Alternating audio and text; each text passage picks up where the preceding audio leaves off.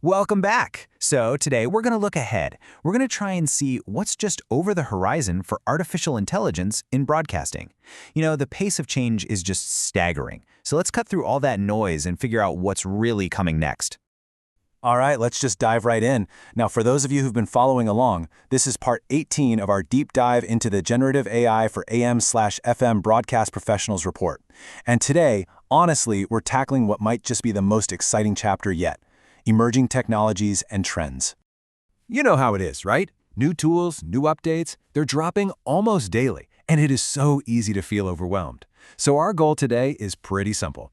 We're going to focus on the signal, not all the noise, and give you a really clear picture of the developments that are actually going to matter to you and your station. Okay, first up, the biggest shift that's coming isn't about finding another cool standalone app. No way. The next wave of AI is all about deep, seamless integration. I want you to think of it less like a tool you have to open and more like a current that's just running through your entire workflow. So what does that actually look like in practice? Well, we're talking about AI connecting, say, your traffic system directly to your production software. Imagine it automatically flagging ad slots that need new copy just based on sales data. It's about automating logs and handling all those little administrative tasks that just eat up hours of your day. The key here, though, is that it has to be done carefully, to keep that human expertise and judgment right where it's needed the most.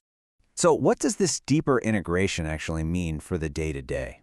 Let's put some numbers to it, because the report really quantifies the potential impact, and the results are pretty eye-opening, to say the least. Just look at this number for a second. A potential 78% reduction in time spent on routine tasks. Think about your own day or your team's day. Everything from scheduling to compliance paperwork. What could you do with almost 4/5 of that time back? This isn't just about being more efficient. It's about freeing up your best people to be more creative and more strategic. And it's not just about saving time, right? This is the other side of the coin, the creative upside.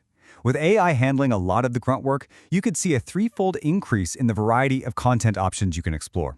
We're talking more promo variations, more podcast ideas, more ways to connect with every single part of your audience. It lets you experiment at a speed that was, it was basically impossible before. And finally, this is where it all comes together, right at the bottom line. When you combine that saved time with all that expanded creative output, you get this: a potential 45% cost reduction from a fully optimized workflow. And that's not just about saving money. It's about freeing up those resources to reinvest in the talent and the content that make your station unique in the first place. Okay, so we've seen the tech, we've looked at the numbers, but the report makes this really crucial pivot here. And I think it's the most important takeaway from this entire explainer. Turns out, the future of AI isn't really about the AI at all. Yeah. Let's just let that one sink in for a moment. This is the core idea. The technology is an incredibly powerful vehicle, for sure, but the direction, the purpose, the soul, that all comes from you. It's about how people, real people, choose to use these new capabilities. So you see, this isn't a story about replacement, it's a story of augmentation. The broadcasters who are really going to thrive in this new era, they're going to be the ones who use AI to amplify their best human qualities, their strategic thinking, their creativity, and most importantly, that authentic connection they have with their listeners.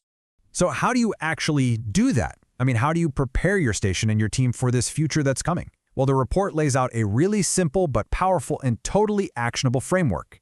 Here it is. It's a simple cycle, but it's so powerful. First, you'll learn. You commit to staying on top of what's new. Then, you experiment. You systematically test out new tools with specific goals in mind. And finally, you evaluate. You have to be ruthless and honest about what's actually working for your brand, your workflow, and your audience. And then, you guessed it, the cycle starts all over again. And that really brings us to the final thought here. The technology, there's no doubt it will reshape the how of radio. But the why, the voice, the personality, the community connection, that stays firmly in human hands. So the real question for all of us is this: how are we going to use these incredible new tools to make our unique human voices louder, clearer, and more resonant than ever before?